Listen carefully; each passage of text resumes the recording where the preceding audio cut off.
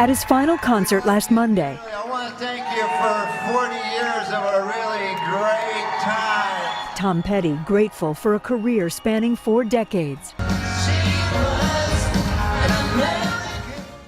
Tom Petty's sudden death left everyone stunned, uncovering hidden details about his health. As a legendary musician, he touched hearts with his unique style and powerful songs for over 40 years. He was a rock music icon from his early days with the Heartbreakers to his time with the Traveling Wilburys. His music, inspired by the Beatles, showed him the power of independence in his career and artistry. Three-time Grammy winner, was an American icon, a member of the Rock and Roll Hall of Fame with a unique style and poignant lyrics. His 40-year career filled with countless hits that will resonate for generations to come. But what dark secrets were lurking behind his untimely death? Join us as we dive into the shocking truths revealed by Tom Petty's autopsy report. The untold Tom Petty story. Tom Petty was a well-known American musician, famous for his unique style and heartfelt songwriting. Over his 40-year career, he created many songs that people still love today, across different generations. The world was left in shock as the horrible truths surrounding Tom Petty's death came to light, exposing a tragic tale that few could have ever imagined. Breaking overnight, rock legend Tom Petty has died. His spokeswoman says the singer passed away last night at a Los Angeles hospital 1 day after he went into cardiac arrest at his Malibu home. He quickly became a beloved figure in rock music, starting with his band, the Heartbreakers, and later working with the Traveling Wilburys. It seemed like success came easily to him, but there were parts of his life that he kept private. One of those was his health, which only became known after his sudden and unexpected death, shocking his fans. His music was heavily influenced by bands like the Beatles. They showed him that musicians could write their own songs and manage their careers independently. This idea struck him early on and shaped the direction of his life. Born on October 20th, 1950, in Gainesville, Florida, he was the oldest child in his family. His mother worked at a tax office, and his father traveled a lot for his job as a salesman. He had a younger brother named Bruce, born 7 years after him. Growing up in a modest neighborhood called Duck Pond, his childhood area eventually honored him by naming a park after him, Tom Petty Park. As a kid, he went to Howard Bishop Middle School, where he played sports like baseball and basketball. But his real passion was clear by the time he finished high school in 1968. During his teenage years, he worked a few jobs, including one on the grounds crew at the University of Florida. There, he planted a lime tree, which people jokingly called the Tom Petty tree. His love for music began when he was just 10 years old, after he was introduced to rock and roll. This passion took root one summer when his uncle invited him to watch the filming of an Elvis Presley movie called Follow That Dream. Meeting Elvis made him want to pursue a career in music, a desire that grew stronger after watching the Beatles perform on The Ed Sullivan Show. In Gainesville, a city full of musical talent, he found himself surrounded by garage bands.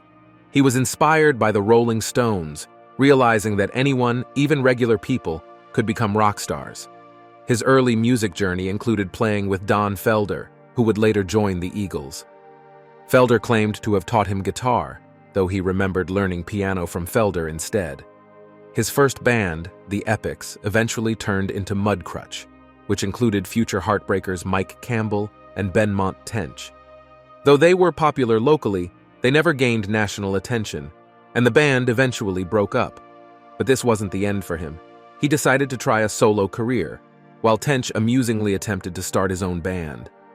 Soon after, he got back together with Campbell, Tench, Ron Blair, and Stan Lynch to form the Heartbreakers. Their first album didn't do well in the US, but it was a hit in Britain. Their big break came with their third album, Damn the Torpedoes, and later albums like Hard Promises kept their success going. They even worked with big names like Stevie Nicks. The band's lasting popularity was clear when they played at Live Aid, performing in front of a massive crowd at JFK Stadium in Philadelphia. This moment showed how much he was dedicated to his music and how he connected with fans around the world, ensuring his place as a rock music legend. Let's go back to when music first met the March for Change, Bob Dylan's folk revolution. Bob Dylan, born Robert Allen Zimmerman on May 24, 1941 in Minnesota, has been a major figure in American folk music for over 60 years.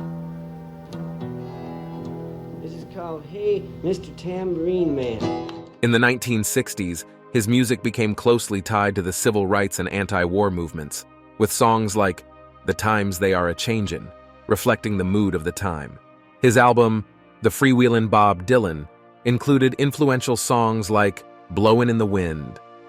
Although some fans were initially unsure about his shift to a more pop-influenced sound with Like a Rolling Stone, Dylan kept pushing boundaries and influencing music.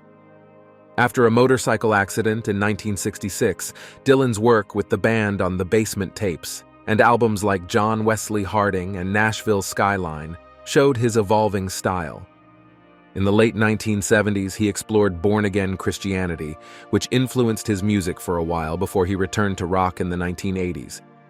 His 1997 album, Time Out of Mind, was a big comeback, leading to more praised albums, including 2020's Rough and Rowdy Ways. But this wasn't the end of his journey. Dylan continued to surprise and impress his fans. George Harrison, born on February 25, 1943, in England, became famous as the lead guitarist of the Beatles. He had a huge impact on their music, especially with his interest in Indian music.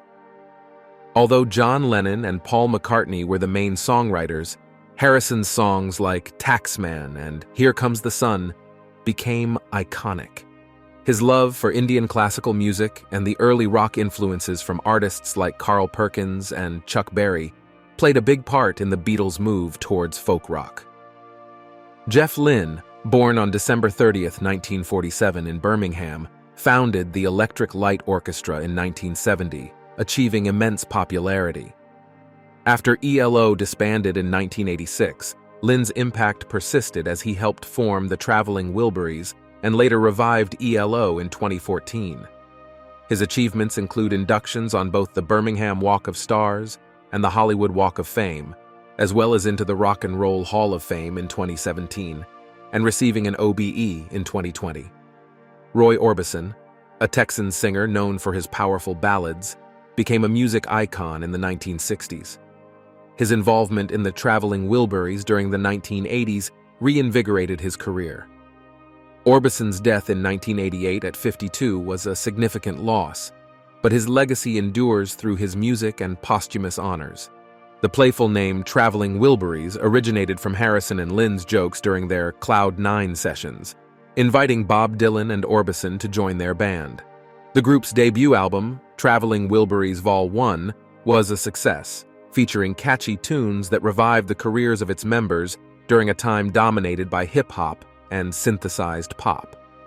After Orbison's death, the band continued as a tribute, producing Traveling Wilburys Vol. 3 inches with a rockier sound. Despite not matching the success of their first album, it was cherished for its charm and dedication to Orbison. Tom Petty, integral to this collaborative spirit, worried that a reunion might detract from the Wilburys' informal vibe.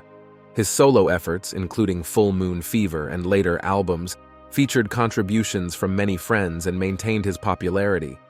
Petty's move to Warner Brothers Records aligned him with the Wilburys, and his subsequent albums, including Wildflowers, were successful, selling millions and featuring in numerous memorable tracks. His ongoing collaborations, including work on the soundtrack for She's the One and with Johnny Cash on Unchained, highlighted his enduring influence and collaborative spirit in the music industry. Now, another rock star steps into the spotlight. Echoes of Petty's pioneering spirit. In 1999, Petty and the Heartbreakers released Echo, their last album with Rick Rubin as the producer.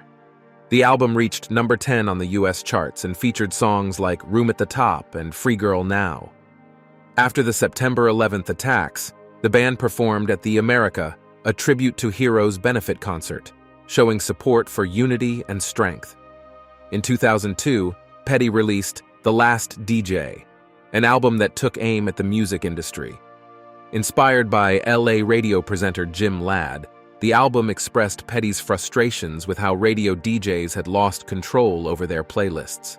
After this, Petty joined XM Radio in 2005, hosting a show called Buried Treasure, where he played some of his favorite songs.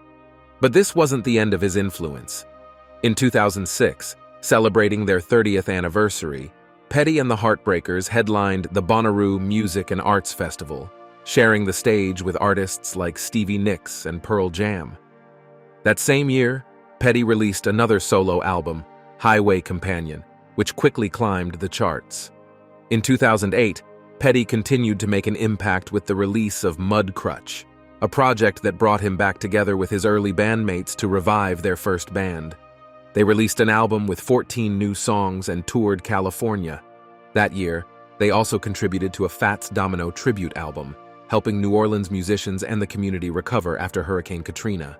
Then, in 2010, Petty and the Heartbreakers released Mojo, a blues-inspired album, followed by a North American tour. Unfortunately, the tour faced a setback when 5 of their guitars were stolen. But that didn't stop them. By 2012, they were touring internationally, even performing in Canadian provinces like Nova Scotia and Newfoundland for the first time. In 2014, Petty released Hypnotic Eye, which topped the Billboard 200 charts, marking a peak in their chart success. After this, in 2015, Sirius XM launched Tom Petty Radio, a station dedicated entirely to his music and related content. Their 40th anniversary tour in 2017 was a major event, ending with a grand finale at the Hollywood Bowl. But this wasn't the final note. In 2018, in honor of Petty, the album An American Treasure was released. This compilation featured 60 tracks, including previously unreleased songs, alternate versions, and live recordings, showcasing the full scope of Petty's musical journey and his lasting impact on rock music. From 1987 to 1990, Tom Petty appeared in a few episodes of a TV show, playing one of Gary's quirky neighbors. He also made a memorable appearance on The Larry Sanders Show, where he played himself in a scene where he almost got into a fight after being cut from the show. In 1997, Petty took on a unique role in The Postman, a movie directed by and starring Kevin Costner. He played the mayor of Bridge City, a character that seemed to reflect a futuristic version of himself. Tom Petty joined the animated realm of The Simpsons in an episode titled How I Spent My Strummer Vacation. This special appearance placed him alongside rock icons such as Mick Jagger and Keith Richards. The plot centered around these musicians imparting their songwriting wisdom to Homer Simpson. The episode, steeped in the show's characteristic humor, climaxed with a quirky song about a drunken girl expressing her concerns over public schools. Adding a touch of absurdity that The Simpsons is known for, the storyline included an unexpected twist where Petty humorously lost a toe during a riot. Between 2004 and 2009, Petty lent his voice to the character Elroy Lucky Kleinschmidt in the animated series King of the Hill. Then, in 2010, he made a brief but memorable appearance alongside comedian Andy Samberg in the music video for Great Day from the Lonely Island's album Turtleneck and Chain. Petty's role in the video highlighted his commitment to artistic freedom. Next, a battle for music and personal freedom unfolds, a battle for musical integrity. But this wasn't the only time Petty stood up for what he believed in. In 1979, when ABC Records was taken over by MCA, Petty fought against being transferred to the new label. He even filed for bankruptcy to prevent the move, showing how determined he was to maintain control over his music. In 1981, another controversy arose when MCA wanted to price Tom Petty and the Heartbreakers album Hard Promises at $9.98, a dollar more than usual. Petty publicly opposed the increase, and eventually, MCA lowered the price to $8.98. Petty's fight to protect his music didn't stop there. In 1987, he sued B.F. Goodrich for $1 million after they used a song in a commercial that sounded too much like his track Mary's New Car, even though he had previously refused to let them use his music. The commercial was quickly pulled, and the issue was settled out of court. This wasn't the last time Petty had to defend his music. He prevented George W. Bush from using his song I Won't Back Down in the 2000 campaign, and in 2020, he did the same when the Trump campaign tried to use it. Even when rumors spread that the Red Hot Chili Peppers song Danny California sounded like his song Mary Jane's Last Dance, Petty stayed calm. He even found humor when the Strokes admitted they had borrowed a riff from his song American Girl for their track Last Night. But this wasn't the end of Petty's music-related troubles. When Sam Smith's song Stay With Me was found to have similarities to Petty's I Won't Back Down, Smith's team acknowledged the likeness. As a result, Petty and Jeff Lynne were awarded 12.5% of the royalties. Petty graciously remarked that he didn't believe Smith had intentionally copied him and appreciated how respectfully the situation was handled. Tom Petty's life was full of both successes and challenges. He often spoke about the difficult relationship he had with his father, who struggled to accept Petty's gentle nature and love for the arts, leading to frequent conflicts. However, Petty remained close to his mother and brother Bruce. In 1974, Petty married Jane Benyo, and they had 2 daughters, Adria and Anakim, who both pursued creative careers, Adria in directing and Anakim in art. Interestingly, a misunderstanding led Stevie Nicks to name her famous song Edge of 17, thinking Benyo had met Petty at that age. Another significant event in Petty's life occurred in 1987, when an arsonist set fire to his house in Encino, California. Firefighters managed to save his basement recording studio, the original tapes stored there, and his beloved Gibson Dove acoustic guitar. Unfortunately, his iconic gray top hat was lost in the fire, and the culprit was never found. But the fire wasn't the only tough time Petty faced. The emotional toll of his divorce led him into a battle with heroin addiction. He later admitted that the pain of the breakup drove him to substance violence. By 1999, with the help of his then-girlfriend Dana York, Petty sought treatment and recovered. Dana's support was crucial, and Petty often credited her with saving his life. The couple married on June 3, 2001 in Las Vegas, followed by a second ceremony at their Malibu home, officiated by Little Richard and accompanied by an all-female mariachi band. Dana brought her son Dylan from a previous marriage into their family. Petty found peace and balance through transcendental meditation, a practice he praised in 2014 for its positive effects on his life. The final chapter of a rock legend's life reveals both triumph and tragedy. Tom Petty's last days. Tom Petty's sudden death was a shock to many. On October 1, 2017, his wife Dana found him unresponsive at their home after he suffered a heart attack. He was rushed to UCLA Medical Center in Santa Monica, California, and put on life support. Sadly, despite the efforts of the medical team, Tom was declared dead the following evening on October 2nd at 8:04 p.m. As news of his death spread, fans were confused by false rumors suggesting he had survived. This only deepened the sadness when the truth came out. A memorial service was held on October 16, 2017, at the Self-Realization Fellowship Lake Shrine in Los Angeles, just days before what would have been Tom's 67th birthday. In 2018, Dana shared in an interview that Tom had delayed a necessary hip surgery because he was committed to finishing his tour. He put the needs of his crew and fans before his health. Dana remembered that the day before he passed away, Tom was in good spirits after performing 3 successful shows in Los Angeles. But this wasn't the worst part. It was later revealed that Tom died from an accidental drug overdose. On the day of his death, he learned that his hip fracture had gotten much worse.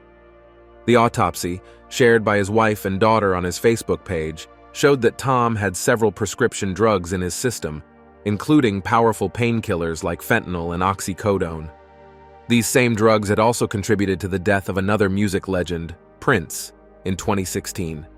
Even though he was dealing with serious health issues, including lung problems and severe hip and knee pain, Tom still completed a tour just days before his death. He performed over 50 shows while enduring a fractured hip. His family emphasized that his death was a tragic accident. They hoped that by sharing his story, they could raise awareness about the dangers of opioids and possibly save lives. Tom Petty's impact on music was huge, and he was honored many times throughout his career. In 1994, a tribute album was made in his honor, and he received numerous awards. In 1999, Tom Petty and the Heartbreakers received a star on the Hollywood Walk of Fame, and in 2001, they were inducted into the Rock and Roll Hall of Fame. He was also given the Billboard Century Award in 2005 and named MusiCares Person of the Year in 2017 for his music and charity work. In his hometown of Gainesville, Florida, people paid tribute to Tom in many ways. They created a mural and renamed a local park Tom Petty Park in his memory. In recognition of his lasting influence, the University of Florida awarded him a PhD posthumously in December, the same year he passed away. How do you think Tom Petty's legacy will continue to influence future musicians? Comment your thoughts below and don't forget to subscribe for more.